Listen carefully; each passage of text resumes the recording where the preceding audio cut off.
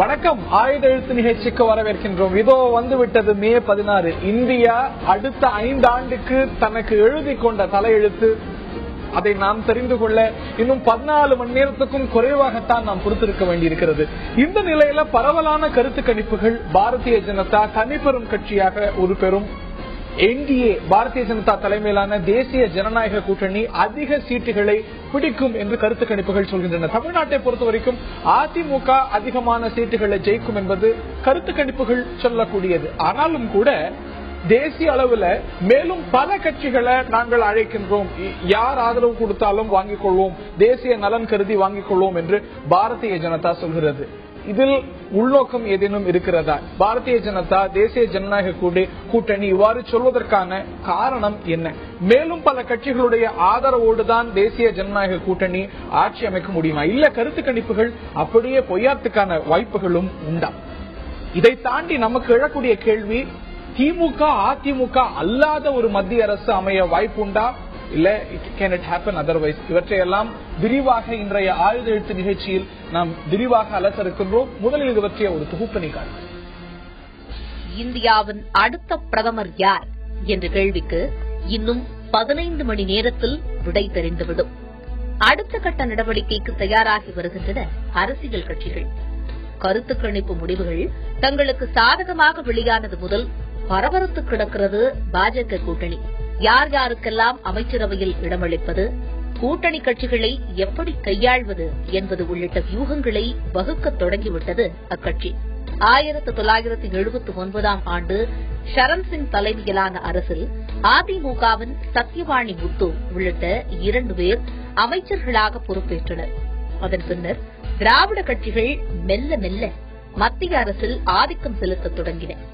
VP Singh தலைமையிலான தேசிய முன்னணி அரசு தொடங்கி ஐக்கிய முற்போக்கு கூட்டணி அரசு வரையிலான சுமார் 25 ஆண்டு காலம் மத்திய அரசின் அதிகாரமிக்க அங்கமாக திகழ்ந்தன திராவிட கட்சிகள். ஆனால் இந்த தேர்தலில் பாரதிய ஜனதா கட்சி, காங்கிரஸ், அதிமுக, திமுக ஆகிய கட்சிகள் தனித்தனியாக பிரிந்து நிற்கின்றன. பாஜக கூட்டணிக்கு போதிய பலம் கிடைக்காத பட்சத்தில் அந்த கட்சி அதிமுக அல்லது திமுகவிடம் ஆதரவு கோருமா? அதிமுகவோ திமுகவோ இடம்பெறாத பட்சத்தில் மத்திய அரசிடம் தமிழகத்திற்கான முக்கியத்துவம் எப்படி இருக்கும் என்ற கேள்வியும் பிரதானமாக எழுந்துள்ளது. கருத்து கணிப்பு முடிவுகள் வெளியான பின்னர் பிஜு ஜனதாதளம் உள்ளிட்ட சில கட்சிகளின் பார்வை பாரதிய ஜனதா மீது திரும்பியுள்ளது. தேசிய ஜனநாயக கூட்டணி ஆட்சி அமைக்கும் அளவுக்கு தொகுதிகளை பிடிக்கும் என்று அனைத்து கருத்து கணிப்புகளும் கூறிய பிறகும் பாரதிய ஜனதா கூட்டணிக்கு யார் வந்தாலும் வரவேற்போம் என்று பாஜக கூறியிருப்பது பலரை வியப்பில் ஆழ்த்தியுள்ளது. ஆனால் பாஜகவின் இந்த முடிவு உள்நோக்கம் கொண்டது என்கின்றனர் விவரம் அறிந்தோர். பாரதிய ஜனதா மாநிலங்களவையில் குறைந்த எண்ணிக்கையில் உறுப்பினர்களை கொண்டுள்ளதால் அங்கு மசோதாக்களை வெற்றி பெறச் செய்வதில் சிக்கல் ஏற்படும். எனவே கூட்டணியை விரிவுபடுத்தி மாநிலங்களவையிலும் தங்களுக்கு இணக்கமான சூழல் ஏற்படும் வகையில் பார்த்துக் கொள்ளும் நடவடிக்கையே பாஜகவின் புதிய கட்சிகளுக்கான பச்சைக்கொடி என்கின்றனர் அரசியல் விமர்சகர்கள். கட்சிகளை வரவேற்கும் பாஜகவின் நிலைப்பாடு பெருந்தன்மையா, உள்நோக்கமா? பெருந்தன்மையா, உள்நோக்கமா? இன்னும் பல கேள்விகள் எழுந்திருக்க இவற்றையே இந்த நிகழ்ச்சியில் நாம் விரிவாக அலச விவாதிக்க இருக்கின்றோம். பாரதிய ஜனதாவுடைய தேசிய செயலாளர் டாக்டர் தமிழிசை சவுந்தரராஜன் அவர்கள் நம்முடைய இணைகிறார். அரசியல் விமர்சகர், பத்திரிகையாளர் திரு பத்ரி சேஷாத்ரி அவர்கள் இணைகிறார். திராவிட முன்னேற்ற கழகத்தை சேர்ந்த முன்னாள் நாடாளுமன்ற உறுப்பினர் வசந்தி ஸ்டான்லி அவர்கள் இணைகிறார். அதேபோல அஇஅதிமுகவின் தலைமை கழக பேச்சாளர் திரு ஆவடி குமார் அவர் நிகழ்ச்சியில் இணைகிறார். அனைவரையும் இந்த நிகழ்ச்சிக்கு வரவேற்கின்றோம். என்னுடைய முதல் கேள்வி டாக்டர் தமிழிசை சவுந்தரராஜன் அவர்களுக்கு. அனைத்து கருத்து கணிப்புகளும் பாஜக தனிப்பெரும் கட்சியாக உருவெடுக்கும். நம்பர்ஸ்ல மாறுபட்ட பார்வைகள் இருக்கலாம். என்டிஏ அதிகமான சீட்டுகளை ஜெயிக்கும் சொல்ல யாரு வந்தாலும் வரவேற்போம், தேசிய பார்வை கொண்டு யாரு வந்தாலும் வரவேற்போம் அப்படின்னு சொல்வது பெருந்தன்மையா, உள்நோக்கமா? உள்நோக்கம் என்று பார்க்கப்படும். அதாவது வரவேற்போம் என்று சொல்வது நாகரீகம், புறக்கணிப்போம் என்று சொன்னால்தான் அரசியலில் நாம் அதை சிந்திக்க வேண்டியது. ஒரு கட்சி மிக பலமாக தேர்தலை சந்தித்து அத்தனை கருத்து கணிப்புகளிலும் தனிப்பெரும்பான்மை கிடைக்கும் என்ற நிலையிலும் நாங்கள் ஒத்த கருத்துடைய ஒரு பாராளுமன்ற உறுப்பினர் வைத்திருந்தால் கூட அவர்களை நாங்கள் வரவேற்போம் என்று சொல்வது அரசியல் நாகரிகம். ஏனென்றால் ஏதோ நாங்கள் மிகவும் அதிக இடங்களை பெற்று விடுவோம் என்ற ஒரு தன்னம்பிக்கை இருந்தாலும் உடனே அதை நாங்கள் வேறு மாதிரி பயன்படுத்தி நாங்கள் அதை ஒரு திமிராக நாங்கள் இந்த நாட்டை இந்த அரசியல் சூழ்நிலையை எதிர்கொள்ள விரும்பவில்லை என்பதை எங்கள் தலைவர்கள் மிக தெளிவாக சொல்லி இருக்கிறார்கள். அது மட்டுமல்ல, ஒரு ஆட்சி மாற்றம் ஏற்படுகிறது. அந்த ஆட்சி மாற்றத்தில் இந்த நாட்டிற்கு யாரெல்லாம் நல்லது செய்ய வேண்டும் என்று நினைக்கிறார்களோ அவர்கள் நாங்கள் புறக்கணிக்கப்பட்டு விட்டோம் என்ற நிலை இல்லாமல் ஆளப்போகும் கட்சி ஒரு திறந்த மனதோடு நம்மை எல்லாம் அழைக்கிறது என்று சொல்லும் பொழுது உண்மையிலேயே மக்கள் நலன் அதில் இருக்கிறது என்று அந்த கட்சிகளுக்கு இந்த ஒரு பெருந்தன்மை தான் காரணம். நிச்சயமாக நிச்சயமாக ராஜ்யசபா எல்லாம் நீங்க யோசிக்கவே இல்லை. அதாவது ராஜ்யசபா அதெல்லாம் இரண்டாவது யோசிப்பார்களா இல்லையான்னு நீங்களா, அதாவது இது பத்திரிகைகள் யோசித்தது வேறு, அரசியல் நோக்கர்கள் யோசித்தது வேறு. ஆனால் நாங்கள் யோசிக்கலாம், ஒன்னும் தவறே கிடையாது. ஆனால் எல்லாவற்றிற்கும் உள்ளர்த்தம் கற்பிக்காமல் இந்த வரவேற்பில் உண்மையிலேயே மக்கள் நலன் எதிர்ப்பு குறைய குறைய நமக்கு ஆட்சிக்கு அமைவது நல்லதுதானே. எதிராளிகள் குறைய குறைய மக்களுக்கான நல்ல திட்டங்களை மிக சுலபமாக நிறைவேற்றலாம் என்று எங்கள் தலைவர்கள் நினைத்திருக்கலாம். இதுதான் நோக்கமே தவிர மத்த எதுவும் இல்ல. அரகன்ஸ் இல்லாம பார்த்துக்கொண்டதுக்காகத்தான் ஒரு எம்பி இருந்தாலும் வரவேற்போம் அப்படின்னு சொல்றீங்க. அது பெருந்தன்மையாக அவர்கள் காட்டிக் கொண்டாலும் கூட, இப்படியே கருத்து கணிப்பை நம்ம அப்படியே எடுத்துக்கொண்டாலும் கூட, பாஜக தனிப்பெரும் கட்சியாக வருகிறது, தேசிய ஜனநாயக கூட்டணி அதீதமான சீட்டுகளை ஜெயிக்கிறது அப்படின்னு சொன்னாலும் கூட 279 இல்ல 315 கூட சில கருத்து கணிப்புகள் சொல்லிருக்கு. அப்படின்னாலும் கூட they can perform greatly in the Lok Sabha. ஆனால் ராஜ்யசபான்னு எடுத்துக்கிட்டா பாரதிய ஜனதா கூட்டணியுடைய பலமே 54 தான். முக்கியமான பில்களை பாஸ் பண்றதுக்கு இப்படி கருத்து கணிப்புகள் உண்மையானாலும் கூட ராஜ்யசபால அவங்களால அதிமுக இல்லாம இல்ல மற்ற கட்சிகள் இல்லாம சாதித்து விட முடியுமா? சோ என்னும் பொழுது இது ஒரு நோக்கமாக இருக்கக்கூடுமா? உண்மையிலேயே நீங்க ஆட்சி நடத்துறதுக்கு நிறைய மசோதாக்களை கொண்டு வந்து சட்டங்களை எல்லாம் நிறைவேற்றித்தான் ஆக வேண்டும் என்கிற அவசியமே கிடையாது. இருக்கக்கூடிய அதிகாரத்தை வைத்துக் கொண்டே நீங்கள் பல விஷயங்களை தொடர்ந்து நடத்தி கொண்டே போகலாம். பட்ஜெட்டை பொறுத்த வரைக்கும் மக்களவை தான் முக்கியம், மாநிலங்களவைக்கு அவசியமே கிடையாது. சோ தனக்கு வேண்டிய எண்ணிக்கை வரும் வரை மிக முக்கியமான அல்லது ரொம்ப காம்ப்ளெக்ஸான சட்டங்கள் எதையுமே ஆளும் கட்சி கொண்டு வர வேண்டிய அவசியமே கிடையாது. அதனால மாநிலங்களவை நினைத்து பயந்து கொண்டுதான் இதையெல்லாம் செய்கிறார்கள் அப்படின்னு நீங்க எடுத்திருக்க மாட்டாங்களா? இப்படி யோசிச்சிருக்கலாம். ஆனால் அது பயமுறுத்தக்கூடிய ஒன்று அல்ல அப்படின்னு தான் நான் சொல்றேன். இன்றைக்கு நீங்கள் செய்ய வேண்டிய பல்வேறு சீர்திருத்த விஷயங்களுக்கு நீங்கள் மாநிலங்களவைக்கு போகவே வேண்டாம். நீங்க இந்த ஒரு 33% பெண்களுக்கான இடஒதுக்கீடு மாதிரியான விஷயங்களுக்கு தான் உங்களுக்கு அது 2 இடங்களும் தேவைப்படலாம்.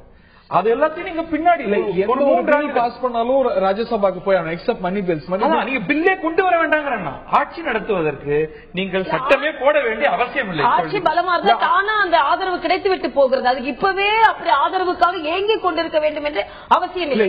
அப்படி வராத பட்சத்துல இதெல்லாம் போஸ்ட் போல் சீனியர்ல பாரதிய ஜனதா சொல்லிருக்கணும். இப்பொழுதிலிருந்து நாங்கள் யாரா இருந்தாலும் வரவேற்போம், அதிமுக கூட வரவேற்போம், பிஜு ஜனதா தள் வந்தாலும் வரவேற்போம் அப்படின்னு சொல்லும் பொழுது இந்த மாதிரி பல விஷயங்களை கருத்தில் கொண்டு இல்லைன்னு நம்ம எப்படி ஒரு முடிவு? நான் சொல்ல வருவது அதெல்லாம் கருத்தில் இருக்கலாம்.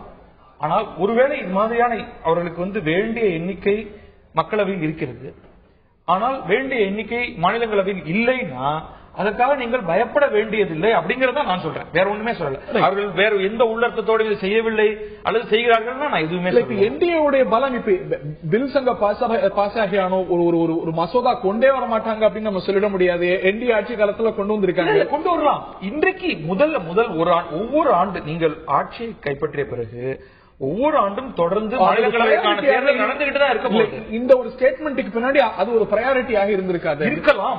ஆனால் அதுவே முக்கியம். அதற்காக பயந்து கொண்டு அதை முதலில் செய்துவிட்டு மற்றதையெல்லாம் பிறகு பார்த்துக் கொள்ளலாம் என்று ஒரு கட்சி நினைக்கும் என்று நான் நினைக்கிறேன். ரீசன் விரிவாக தொடர்ந்து விவாதிக்கலாம். நான் திரு ஆவடி குமார் அவர்கள்ட்ட நான் கேட்க விரும்புகின்றேன்.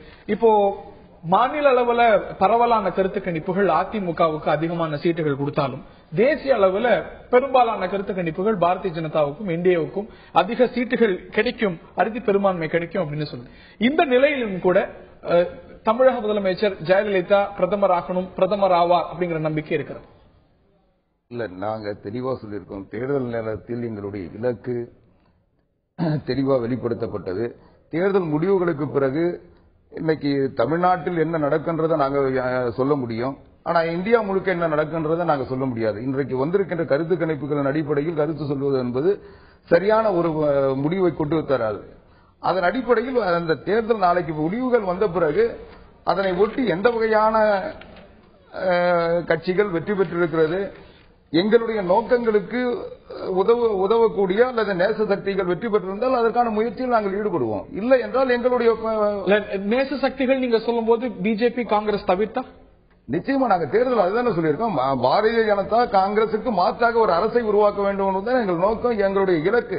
இன்னும் சொல்ல போனா நீங்க பேச சொல்லிட்டு இருந்தீங்க, இது ஏதோ மாநிலங்களவையில பெரும்பான்மை இருக்கான்ட்டு. முதல்ல மக்களவையில பெரும்பான்மை வருதான்றதான் பிரச்சனை. இப்ப மக்கள் அவையில பெரும்பான்மை அவங்களுக்கு கிடைக்காதுன்றதுனாலதான் அவங்க இன்னைக்கு ஒரு கட்சி ஒரு உறுப்பினர் இருந்தா கூட ஆதரவு கேட்டுக்கிட்டு இருக்காங்க.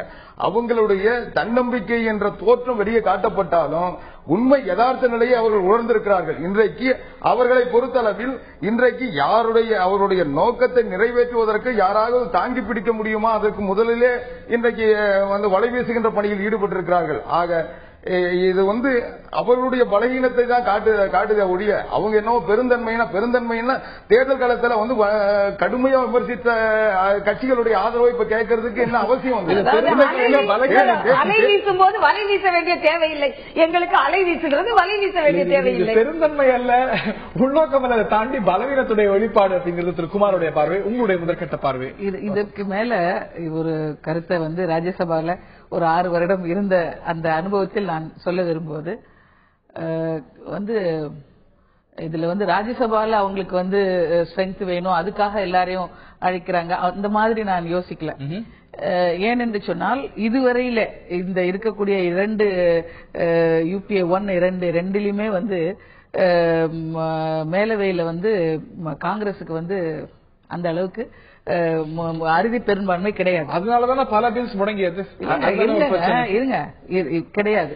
அதற்கும் மேலே இருந்தாலும் அவர்களுக்கு அறுதி பெரும்பான்மை இருந்தாலும் கூட ராஜ்யசபாவோட இதுவே ஸ்ட்ரென்த் என்ன, நீங்க சொல்ற மாதிரி மணி பில்ஸ் தவிர மற்ற பில்ஸ் எதுவா இருந்தாலும், இப்ப தெலுங்கானா பில் வச்சுக்கோங்க, டிஸ்கஷன் இல்லாம அது என்ன சொல்றது, டிவி முதற்கொண்டு ஆஃப் பண்ணி போட்டு எப்படி அதை பாஸ் பண்ணாங்கன்னு தெரியும். ஆனா அதே பில் டிஸ்கஷன் பண்ணாம நீங்க பாஸ் பண்ணணும்னு சொல்லும் போது ராஜ்யசபால பிடிச்சிட்டோம். அப்படி ஒரு சபையில அதை பாஸ் பண்ணாங்கன்னு சொல்றதுக்காக இந்த சபையில அறுதி பெரும்பான்மை இருந்தால் கூட அது எல்டர்ஸ் இதுன்னு சொல்லும் போது அதற்குண்டான இதுவரைக்கும் அந்த டெக்கோரம் அழகா இதுவரைக்கும் மெயின்டைன் பண்ணிட்டு இருக்காங்க. இதை சொல்லும் போது சில வேளைகள்ல இந்த சில தவறுகள் இருக்கிறது. ஏதோ ஒரு பில் வச்சுக்கோங்களேன், நான் பொதுவா சொல்றேன், ஏதோ ஒரு பில் எடுத்துட்டு டிஸ்கஷன் இல்லாமலோ வித் டிஸ்கஷன் கூட பாஸ் ஆகி வரும் லோக்சபால. இங்க வரும்போது இன்ன காரணத்துக்காக இன்னென்ன தவறு இருக்கு, இதை நம்ம கொண்டு வந்தோம்னா தப்புன்னு சொல்லி அமைச்சர்களிடம் சொல்லும் போது அமைச்சர்கள் ஒத்துக்கொண்டு அதை மீண்டும் செலக்ட் கமிட்டிக்கு அனுப்புகின்ற உரிமை ராஜ்யசபாக்கு இருக்கு. ராஜ்யசபா அவங்க கன்சிடர் பண்ற ஒரு ஃபேக்டர்னு சொல்ல வரீங்களா என்ன? இல்ல, நான் அது இல்லாமல் தான் இதுவரையில யூபிஏ நடந்திருக்கு. அது இல்லாம அவங்களால நடத்த முடியும். லோக்பாலோ ராஜ்யசபால எவ்வளவு ரோட் பிளாக் சந்திச்சது நீங்க பாத்திருப்பீங்க, நீங்க ஹவுஸ்ல இருந்திருக்கீங்க. சோ அது தவிர்த்து பார்க்க முடியாத ஒரு ஃபேக்டர் இல்லையா? ஒரு லெவல் மேல பார்ட்டிசான் பாலிடிக்ஸ் இல்லாம ஒரு ஸ்டேட்ஸ்மேன் மாதிரியாகத்தான் ராஜ்யசபால மாநிலங்களவையில இருக்கக்கூடிய எம்பிக்கள் வேலை செய்கிறார்கள் அப்படின்னு அவங்க சொல்றாங்க. அது ராஜ்யசபாவுடைய நோக்கம் அப்படிதான் இருந்தா இல்லன்னு எப்படிங்க சொல்றீங்க? தெலுங்கானா பில்லு உங்களுக்கு உதாரணத்தோட நான் உங்களுக்கு சொல்லி காட்டுறேன். இல்லங்க, ஒரு நிமிஷம். இதுவே யூபிஏ இந்த பக்கத்துல இருந்தாங்க, சோகால் ட்ரெஷரி பெஞ்ச்ல, என்டிஏ அந்த சைட்ல இருந்தாங்க. தே ஹேட் தேர் ஓன் சே. இல்லன்னு நான் சொல்ல, ராஜ்யசபால பில்ஸ் பாஸ் பண்ண போகும்போது அவங்களுக்கு உண்டான உரிமை இருந்துச்சு, இல்லன்னு சொல்ல. இப்ப அதுவே மாறி வரும்போது அதனால எந்த விதத்திலும் குறைஞ்சு போயிட போறது இல்ல. இதுக்காக அவங்க வலைவீசணுங்கிற அவசியம் இல்ல. அது ஸ்டான்லி அவர்கள்ட்ட தான் கேட்க இருக்கின்றேன். உங்களுடைய தலைவருடைய நல்ல நண்பர், அவருடைய மொழியில சொல்லணும்னா கடுமையா உழைக்கக்கூடிய நரேந்திர மோடியுடைய கட்சி தான் அதிகமான சீட்டுகளை ஜெயிக்கும் என்று சொல்லியிருக்கிறது. அந்த கட்சியும் புதிய கட்சி எந்த கட்சி வந்தாலும் இங்க ஃபோல்ட் எல்லாம் வரவேற்க தயார் என்று சொல்கிறது. திமுக will not even consider அப்படின்னு புரிஞ்சுக்கலாமா? என்ன கேக்குறீங்க? திமுக தலைவருடைய நல்ல நண்பர், கடுமையான உழைப்பாளி, அவருடைய பாஷையில சொல்லணும்னா அவருடைய கட்சி நரேந்திர மோடியுடைய கட்சி தனிப்பெரும்பான்மை பெறும்னு கருத்து கணிப்புகள் சொல்லுது. அதே கட்சி மேலும் கட்சிகள் வந்தா நாங்க வரவேற்க தயார்னு சொல்லுது. அந்த அறிவிப்பை அந்த ஒரு கருத்தை திமுக will not even considerன்னு சொல்லலாமா? புரிஞ்சுக்க நீங்களா ஒரு கருத்தை வச்சுட்டு அது இந்த மாதிரி சொல்றது எந்த விதத்திலயும் சரியா இருக்காது. பொதுக்குழு கூடி தலைமை கழகத்தில் பொதுக்குழு கூடி முடிவெடுத்திருக்கிறது. காங்கிரஸோடும் கூட்டில்லை, பாஜகவோடும் கூட்டில்லை என்பது. அதற்கான முடிவுகளை எடுப்பதற்குண்டான அதிகாரம் எப்போதும் தலைவர் கலைஞர் அவரிடத்தில் இருக்கிறது. He has been delegated and அவர் சொல்றதுதான் இறுதி. சரிங்களா? இதுல அவர் நரேந்திர மோடி அவர்கள் என்னுடைய நண்பர் என்று சொன்னதும், அதற்கும் மேலே அம்மையார் ஜெயலலிதா அவர்கள் பிரதமராக வந்தால் வரவேற்பேன் என்று சொன்னதும் அரசியல் நாகரிகம் கருதி சொன்னது. சரிங்களா? அது இது அவங்க கட்சியில இருந்து கூப்பிடுறதையும் எங்க கட்சியில தலைவர் அவரை பத்தி சொன்னது ரெண்டையும் சேர்த்து முடிச்சு போடுறீங்களே, இது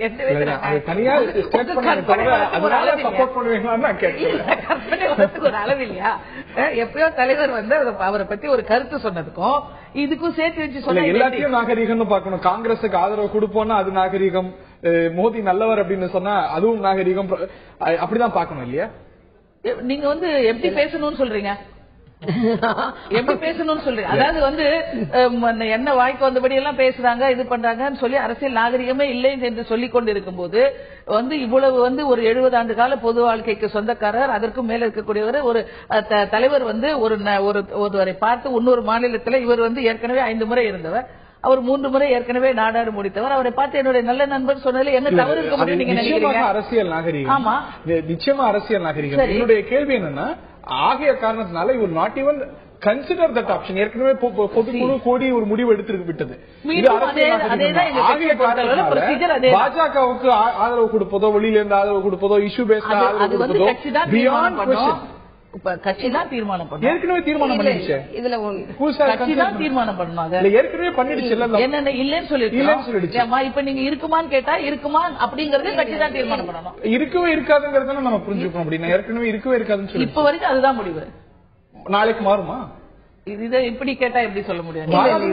ஏற்கனவே கட்சி மாறாதுன்னு ஒரு முடிவு. கட்சி மாற அதாவது இதுக்கு முன்னால மாறாம இருக்குதான்னு கேட்டா அதற்குண்டான சூழ்நிலைகள் இருந்தது.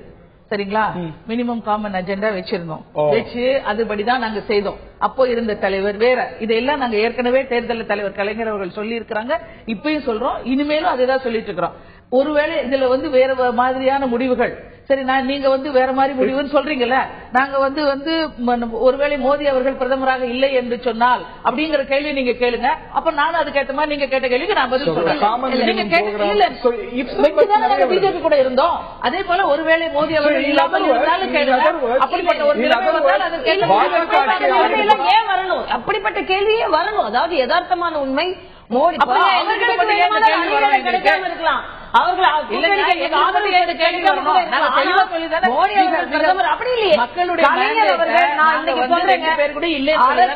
அரசியலில் கலைஞர் அவர்கள் கேள்வி எனக்கு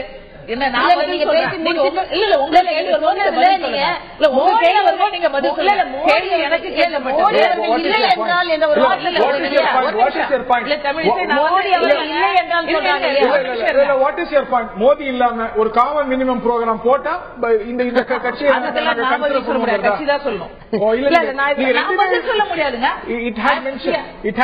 காமன் மினிமம் ப்ரோக்ராம் மோடி பிரதமர் அதை வைத்து வாஜ்பாய் அவர்கள் இருக்கும் போது நாங்கள் பிஜேபியோடு இல்லை என்று சொல்லவில்லை, ஏற்கனவே இருந்தோம். ஏற்கனவே இந்த முறை தலைவர் கலைஞர் அவர்கள் பொதுக்குழுவிலே கூட்டி முடிவெடுக்கப்பட்டிருக்கிறது. நாங்கள் காங்கிரஸோடும் இல்லை, பிஜேபியோடும் இல்லை. அது எக்காரணத்தை கொண்டு மாறாது. ஒரு கருத்தை நான் சொல்ல விரும்புறேன். பொதுக்குழு கூடி அந்த கருத்தை சொன்னோம், அதில் எக்காரணத்தை கொண்டு மாறாது என்று சகோதரி சொல்கிறார்கள். அவர்கள் இப்போது மோடி பிரதமராக இல்லை என்றால் அதெல்லாம் ஏசியது போல மோடி பிரதமர் ஆகிறார், அதுல எந்த மாற்று கருத்து இல்லை. ஆனா காங்கிரஸோடு பாரதிய ஜனதா கட்சியோட தமிழிசை நீங்க குறுக்கிறது மன்னிக்கணும். நான் இல்லைன்னு சொன்னா அது எவ்வளவு அபத்தமா தெரியுதோ அதே போலதான் இல்லைன்னு நீங்க எடுத்துக்கலாமான்னு கேட்டதும் அபத்தம்.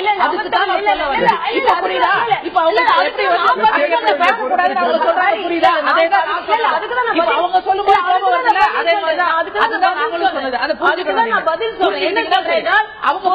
நீங்க புரியாத பொதுக்குழு கூட்டி அவங்க புரிஞ்சுக்கிறாங்க, நீங்க புரியாத மாதிரி பொதுக்குழு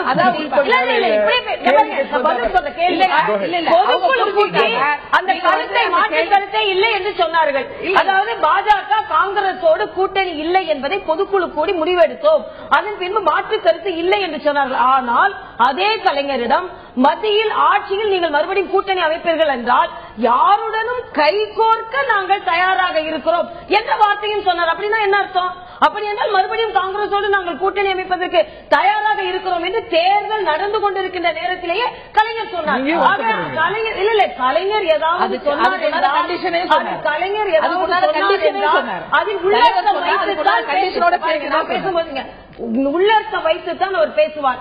ஏதோ பாரதிய ஜனதா கட்சிக்கு பின்னால் வேண்டிய நமக்கு தேவை இருந்தது என்றால் அதனால் மோடி அவர்கள் நண்பர் என்று சொல்லி வைப்போம், மோடி அவர்கள் உழைப்பாளி என்று சொல்லி வைப்போம். கலைஞர் ஒரு வார்த்தை சொன்னார்.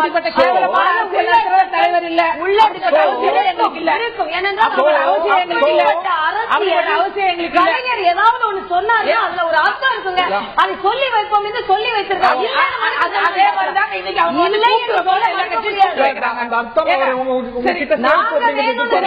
நாங்க வேணும் அப்படி பார்த்தா எங்களது தலைவர்கள் கலைஞர் எங்களது நண்பர் என்று சொல்ல கலைஞர் அப்படி சொல்லி இருப்பதனால் கலைஞர் அரசியலில் கை தேர்ந்தவர். ஏதாவது ஒன்று சொல்லி வைப்போம்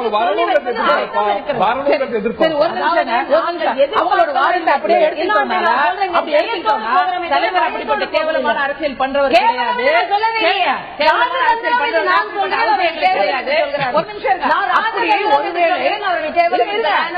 நீங்க சொல்லி முடிச்சு சொல்றேன். அப்படி ஒருவேளை மோடி தேவை அதனால சொல்லி வைப்போம் அவர் சொல்லி இருந்தாருன்னா இப்படி நாளைக்கு ஒருவேளை ப்ரெடிக்ஷன் படி எல்லா கருத்து கணிப்படி நமக்கு வரலன்னா என்ன ஆயிடுமோ ஏதாயிடுமோன்னு இவங்க ஒருவேளை சொல்லி வைப்போம். ஒருத்த எம்பி இருந்தாலும் வாங்கன்னு கூப்பிடுறாங்கன்னு வச்சுக்கலாமா? வச்சுக்கலாமா? அதுக்கு பதில் சொல்ல அதுக்கு பதில் சொல்ல நீங்க அப்படி நடக்கிறீங்க. நீங்க அப்படியான எதிர்பார்ப்பு உங்களுக்கு இருக்கு. அதனால நீங்க தலைவர் வெளிப்படையாக நாங்கள் அழைக்கிறோம். அப்படி இல்ல கலைஞர் வந்து உள்ளத்தோடு பேசுறான்னு சொல்ல ராஜதந்திரத்தோட அவர் எப்ப பேசுவார் தெளிவாக பேசுவார். தந்திரம் என்று மதசார்பற்ற அமைச்சு ஆட்சி அமைப்பதற்காக கலைஞர் ஒரு இடத்திலிருந்து வெளியே வந்துவிட்டு உள்ளே போகாமல் இருந்தார்.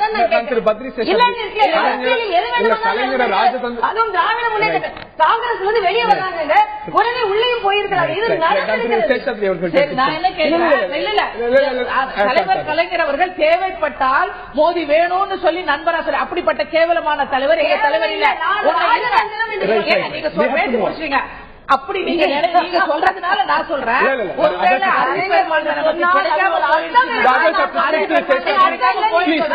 என்ன பண்றது அப்படிங்கறதுக்காக எந்த கட்சி வேணாலும் வாங்க குளிக்கு பயந்தவெல்லாம் என் மேல ஒரு எம்பி வாங்கன்னு கூப்பிடுறது அதுக்குதான் கூப்பிடுறாங்க. அதுக்குதான் கூப்பிடுறாங்க. எல்லாரையும் பார்த்து உங்களுக்கு எப்படி பேசுறீங்க எங்க தலைவர்? உங்க தலைவர் ராஜதந்திரம் என்று சொல்கிறேன். தலைவர் உள்ள ஒன்று வச்சு புறம்பு பேசுறாங்க. அவர் ஒரே ஒரு வார்த்தை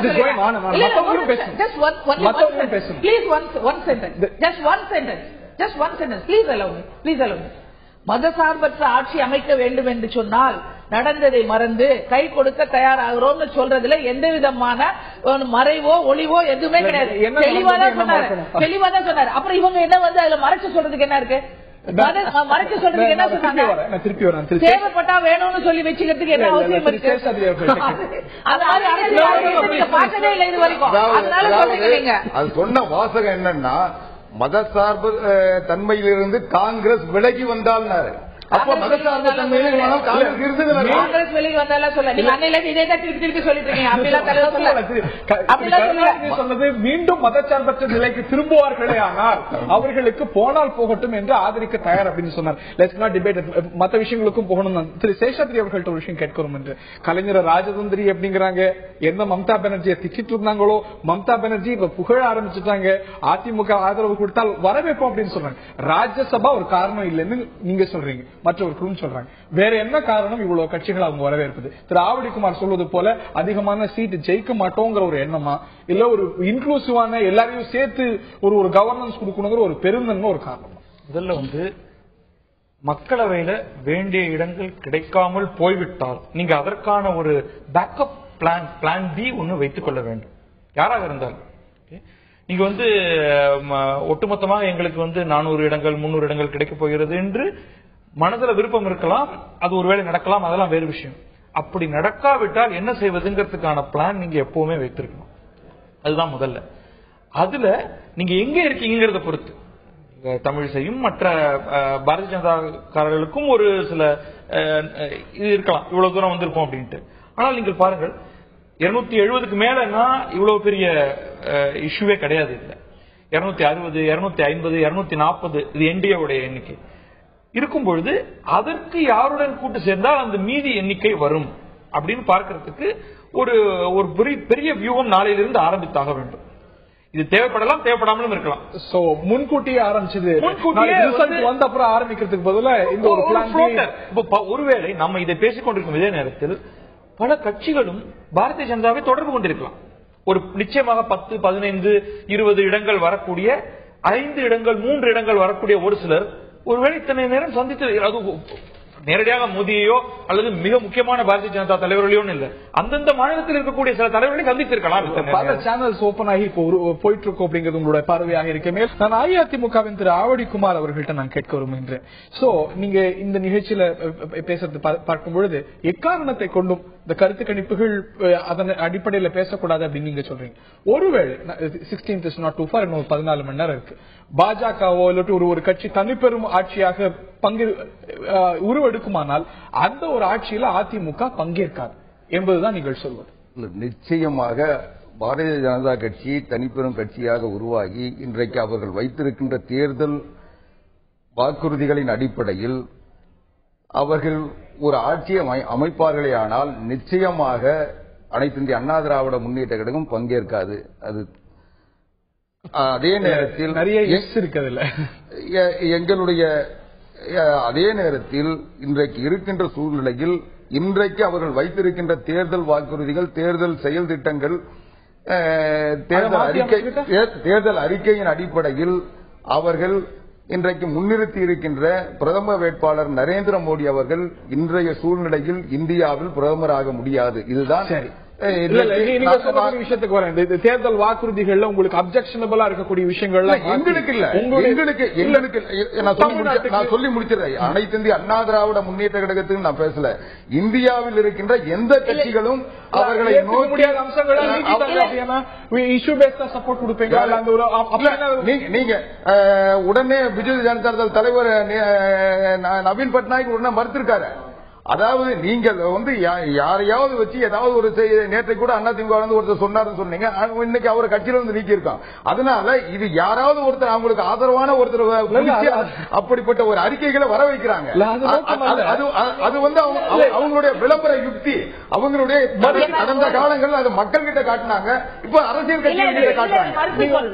முதன்முறையா தேர்தல் அறிக்கையை குறிப்பிடுறீங்க. இது தேர்தல் அறிக்கையில எந்தெந்த அம்சங்கள் அப்செக்ஷனபிளா இல்ல? எங்களுக்கு தேர்தல் அறிக்கை நாங்கள் பாரதிய ஜனதா கட்சியை ஆரம்பத்திலிருந்து இந்த தேர்தலை பொறுத்தளவில் நாங்கள் எதிர்த்து வருகிறோம்.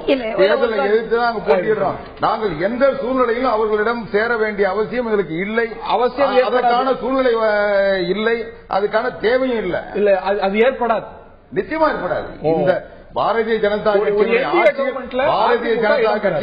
பாரதிய ஜனதா கட்சி தனிப்பெரும்பான்மையோட அல்லது அவர்கள் என்டிஏ கூட்டணியோட இன்றைக்கு இருக்கின்ற செயல் திட்டத்தை பிரதானமாக வைத்து அதையும் மட்டுமே நோக்கமாக வைத்து ஒரு ஆட்சி அமைத்துக் கொண்டு அதில் நரேந்திர மோடி பிரதமராக இருந்து நான் முடிச்சிடறேன் பிரதமராக இருக்க வேண்டும் என்றால் அதில் எந்த வகையிலும் அனைத்து இந்திய அண்ணா திராவிட முன்னேற்ற கழகம் பங்கேற்காது.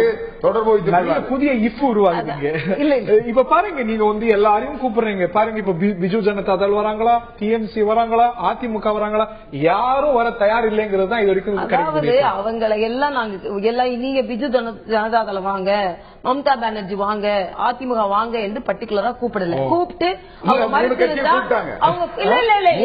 அதிகாரப்பூர்வமாக யாரும் சுப்பிரமணியன் சாமி மம்தா பானர்ஜி மம்தா பானர்ஜிக்கு இடதுசாரி எதிரி, எங்களுக்கும் எதிரி. அதாவது அதிகாரப்பூர்வமாக ஆட்சி அமைப்பதற்கு எந்த அழைப்பும் வரவில்லை என்பதை முதலில் நீங்கள் புரிந்து கொள்ள வேண்டும். இன்னொன்று நான் இங்கே தெளிவாக சொல்கிறேன், ஒரு கட்சி வெற்றியின் விளிம்பில் இருந்து கூப்பிடுவதற்கும் டிஸ்ட்ரெஸ்ல தோல்வி அடைந்து விடுவோமோ நாம ஏதாவது அழைத்து நாம் அவர்களை இந்த அரசியலை தக்க வைத்துக் கொள்வோம் என்று நினைப்பதிலும் மாறுபாடு இருக்கிறது. நாங்கள் இன்று கருத்து கணிப்புகள் மட்டுமல்ல, நாட்டில் நடந்து கொண்டிருக்கும் சூழ்நிலையிலும் வெற்றி பெறக்கூடிய கட்சியாக நாங்கள் இருந்து கொண்டிருக்கிறோம். ஒரு கருத்து கணிப்பு கூட அறுதி பெரும்பான்மை கிடைக்காது என்று சொல்லவே இல்லை. 84 கூட பாஜகவுக்கு மாநிலத்துல 5 சீட்டுக்கு மேல கிடைக்கும்னு சொல்லவே இல்லை. மாநிலத்தை விடுங்க, நான் சொல்றேன் ஆட்சி அமைப்பதற்கு மாநிலம் தேவையில்லை. இந்த மாநிலத்தில் எனக்கு ஆவடிக்குமார் சொல்றதுல இல்ல, நான் பதில் சொல்லி ரொம்ப நேரம் சரியா டைம் தரல. அதாவது ஆவடிக்குமார் சொல்றதுல என்னன்னா, நாங்க என்னமோ ஒரு தேர்தல் அறிக்கையை என்னமோ நாட்டிற்கு விரோதமான தேர்தல் அறிக்கை கொடுத்துட்ட மாதிரியும் அதுக்கு இவங்க வரமாட்டேன்னு சொல்ற மாதிரி இவர் பேசிக் கொண்டிருக்கிறார். இன்று எங்களோடு 23 கட்சிகள் கூட்டணி அமைத்திருக்கிறார்கள். தமிழகத்திலும் நாங்க ரெயின்போ கூட்டணி என்று 7 கட்சிகளோடு கூட்டணி அமைத்து தான் போட்டி போடுகிறோம். அதனால ஏதோ இவங்க வராததுனால கூட்டணியே இல்ல வெளவெளத்து போயிருக்காங்க அப்படின்னா சொல்லுங்க. ஆதரவு எங்களுக்கு தேவையில்லை, திராவிட முன்னேற்ற கழகத்தின் ஆதரவு தேவையில்லை. நீங்க அப்படி சொன்ன உடனே என்ன திமிர்னு சொல்லுவீங்க. அப்படி இல்ல, நான் என்ன சொல்றேன், திறந்த மனதோடு யார் வேண்டும். நான் ஒன்னே ஒன்று சொல்றப்பா, ஒரு நல்லாட்சி அமைப்பதற்கு எவ்வளவு எதிர்ப்புகளை குறைக்க முடியுமோ அவ்வளவு எதிர்ப்புகளை குறைத்து ஒரு நான் மறுபடியும் சொன்னது மாதிரி வெற்றியின் விளிம்பில் இருப்பவர்கள் கூப்பிடுவதற்கும் தோல்வி, அதாவது மம்தா பானர்ஜி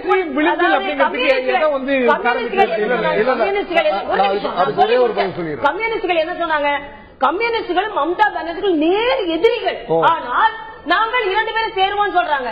காங்கிரஸ்காரர்கள் என்ன சொல்கிறார்கள், இவர்கள் இடதுசாரிகள் எங்களுக்கு எதிரிகள், ஆனால் 3வது நிமித்தம் நாங்கள் கூட்டி சேர்வோம். அவர்களின் அழைப்பிற்கும் பாரதிய ஜனதா அழைப்பிற்கும் வித்தியாசம் இருக்கிறார்கள். வெற்றியின் விளிம்பில் இருந்து அவர்கள் வந்ததால் எங்களுக்கு காரியம்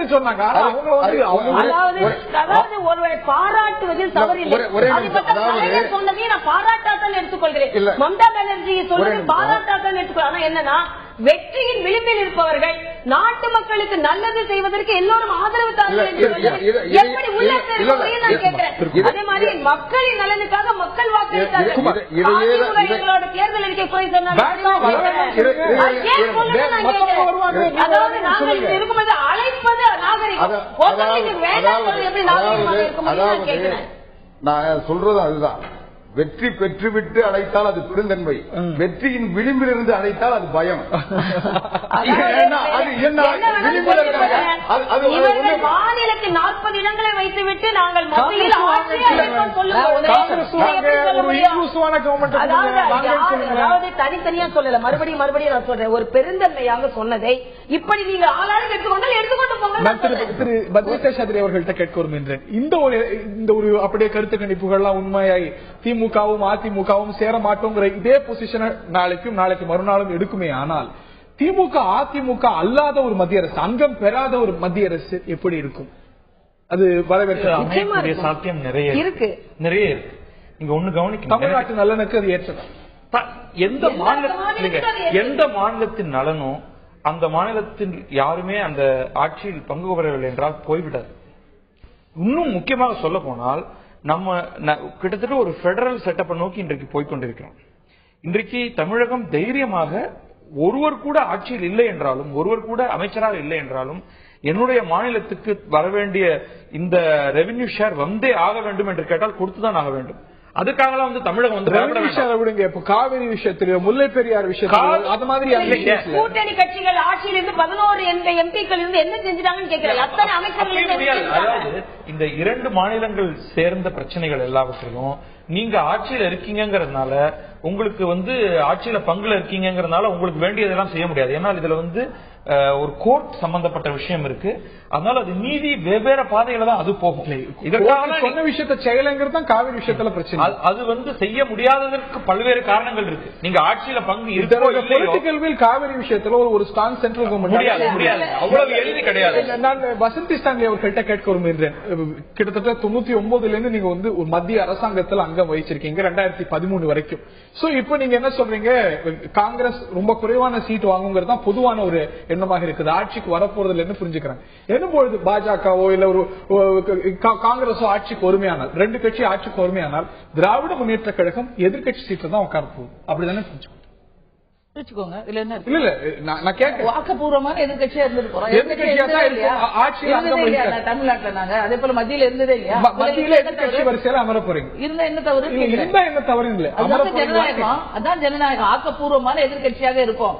கண்ணை மூடிக்கொண்டு எதையும் எதிர்க்க மாட்டோம். கூட்டணியில் இருந்தாலும் தமிழ்நாட்டு நலனுக்கு அது கேடு என்று சொன்னால் எதிர்த்திருக்கிறோம். தேவைப்பட்டால் தேவையான விஷயங்களை மட்டும்தான் நாங்கள் ஆதரித்திருக்கிறோம். இன்னொரு சொன்னாரு, நம்ம மாநிலத்தில் இருந்து அங்க மந்திரிகை இல்லாலோ இது பண்ணாலோ அதனால ஒன்னும் குறைஞ்சு விட போல. அப்படி இல்ல. நாங்க இன்னைக்கு இங்க பக்கத்துல இருக்கிற கத்திப்பாறால இருந்து சேது சமுத்திர திட்டத்திலிருந்து பறக்கும் சாலை திட்டத்திலிருந்து தமிழை செம்மொழியாக்கல இருந்து எல்லாம் தமிழகத்துக்காக நாங்கள் கொண்டு வந்த திட்டம் அங்க இருந்ததுனால பிஜேபி ஆட்சி தமிழக நலனுக்காக வேண்டும் என்று சொன்னால் பிஜேபி ஆட்சி வறுமையானால் you will sit only in the opposition. இருக்கட்டும் இல்ல அப்படித்தானே. சரி, ஆமாமா இல்லையா? நீங்க என்ன கேட்க விரும்புறீங்க என்கிட்ட? என்னுடைய கேள்வி, நீங்க முதல்ல கேட்டீங்க நீங்க சேருவீங்களான்னு கேட்டீங்க. இப்ப ஆப்போசிஷன்ல இருப்பீங்க. எல்லா கேள்வியும் ஒண்ணுதான். எல்லா கேள்விக்கும் நாங்க ஏற்கனவே பதில் சொல்லியிருக்கிறோம். இப்போதைய நிலைமை அதுதான். உங்களுக்கு என்ன பிரச்சனை? அது உங்களுக்கு என்ன பிரச்சனை? இப்போதைய நிலைமை அதுதான் அப்படின்னா மாறலாம், மாறாமல் போகலாங்கிறது. மாறுமா மாறாதான்னு கட்சி முடிவு எடுக்கணும். நான் எப்படி சொல்ல முடியும் உங்களுக்கு? இதுதான் பொசிஷன் இல்ல, இப்போதைய பொசிஷன். இதுவரையில அதுதான் பொசிஷன். கூட்டணியில் இருக்கும் பொழுதுதான் இலங்கை பிரச்சனையில் மிகப்பெரிய உச்சகட்டத்தில் கொலை நடந்தது. எப்போ வெளியே வந்தாங்க? பல கேள்விகள்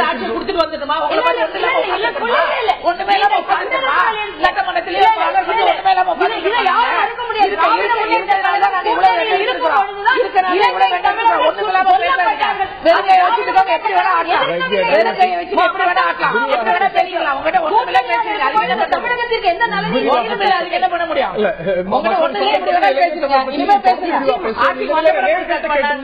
புதிய கட்சிகளை வரவேற்கும் பாரதிய ஜனதாவின் நிலைப்பாடு நேர்களை உங்களுடைய பார்வை என்று கேட்டிருந்தோம். மக்கள் கருத்து இதோ.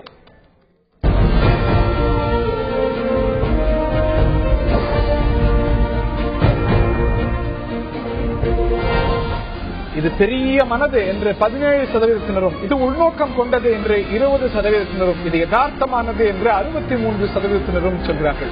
யதார்த்தமானது அப்படின்னு சொல்றவங்க அரசியல் இதெல்லாம் சாதாரணமாப்பா அப்படின்னு சொல்றாங்களோ என்றும் என்ன தோன்றுகிறது. பல கேள்விகளை முன்வச்சிருக்கோம். பல கேள்விகளுக்கு நேரடியான பதில்கள் வரல. இஃப்ஸ் பட்ஸ் நிறைய புரிஞ்சு கொள்ள முடியுது நேரடியான கேள்விகள் கேட்கும் பொழுது. ஆனாலும் இவ்வளவு நாட்கள் பொறுத்து விட்டோம். பொறுத்துக்கிறதுக்கு இன்னும் நிறைய நேரம் இல்ல. 14 மணி நேரம் தான் இருக்கு ரிசல்ட் தெரியறதுக்கு. அதற்கு பிறகு இன்னும் பல கட்சிகள் சேருமா, சேராமல் இருக்குமா, அதற்கெல்லாமும் இன்னும் விரிவாகவே விடைகள் தெரிந்துவிடும். இவ்வளவு நாள் பொறுத்த நாம் இன்னும் சில மணி நேரங்கள் பொறுப்போம். இந்த நிகழ்ச்சியில் பங்கு பெற்ற டாக்டர் தமிழிசை சவுந்தரராஜன், திரு பத்ரி சேஷாத்ரி, வசந்தி ஸ்டான்லி அவர்கள், அதே போல திரு ஆவடிக்குமார் மற்றும் பார்த்த நேயர்களுக்கு நன்றி தெரிவித்து விடைபெறுகின்றோம். வணக்கம்.